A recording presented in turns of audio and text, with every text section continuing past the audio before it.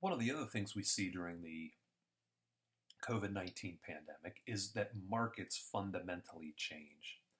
Over here on the left-hand side, we see markets in normal times. When demand crosses supply, we have an equilibrium point, and then in the top part of the graph here, in the blue triangle, we have our consumer surplus, and in the red part of the in the red triangle down here, we have producer surplus, and those two things work together. We put them together, and we have the largest surplus possible in the market. Markets are very efficient that way. When things change in the market, though, because of the virus, we see that there's a shift in demand. So if we were to draw this in, here would be our normal demand curve.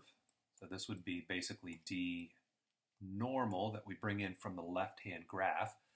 That curve shifts to the left. There's a decrease in things, or for things like Nike shoes.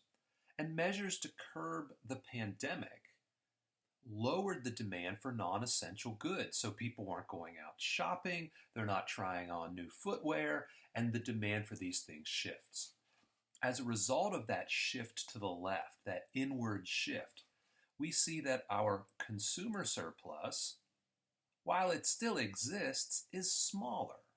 And the producer surplus, while it still exists, is smaller because people are buying fewer pairs of shoes.